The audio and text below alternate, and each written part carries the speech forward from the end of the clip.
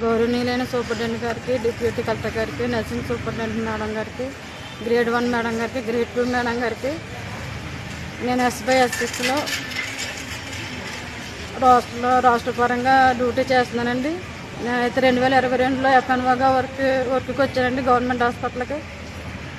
మాకు ఏదో చిన్న జీవనాధారం దొరికిందని చెప్పేసి మేము సంతోషంగా వచ్చామండి. కానీ ఇక్కడ స్టాఫ్లు చాలామంది చాలా రకాలుగా అరేంజ్మెంట్ చేస్తున్నారండి. అయినా మేము పూర్తి లేడని చెప్పి చిన్న చూపు చూస్తున్నా కానీ అది ఎంతో తట్టుకుని చేస్తున్నామండి. అయితే ఈ నెల 1వ తారీఖు నుంచి లలిత స్టాఫ్ గారు అని ఒక ఆవిడ వచ్చారండి SY/S6కి.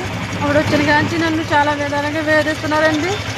ఆవిడ ఒక రకంగా వర్క్ పరంగాను, అలాగే ఆవిడ చెప్పినట్టు వెళ్ళాలంటే ఆవిడ వర్క్ కూడా నాతో చేపిస్తున్నారండి. చేయనన్నానని నన్ను టార్గెట్ చేస్తున్నారు. అలాగే అసభ్యకరంగా నన్ను ఎక్కడ పడితే అక్కడ తాగుతున్నారండి. దట్టు ఆవిడ పక్కనే పడుకోమంటున్నారండి. నేను పడుకోనన్నానని చెప్పేసి నన్ను పర్సనల్గా టార్గెట్ చేసి ఎప్పుడు పడితే అప్పుడు ఎలాగంటే అలాగే ఏడిపిస్తున్నారండి. నేను ఏం చేసినా కానీ దాంట్లో తప్పు ఎదుగుతున్నారండి. పైగా నా మీద తప్పుడు కంప్లైంట్లు కూడా ఇస్తున్నారండి వర్క్ చేయాలన్నానండి. నేను ఎప్పుడు ఏ స్టాఫ్ గారితో మాట్లాడిపించుకోలేదండి. నన్ను చాలా అసభ్యంగా ఆవిడ ట్రీట్ చేస్తున్నారండి. నేనేం చేయాలో కూడా నాకు అర్థం కావట్లేదండి సమయంలోనే.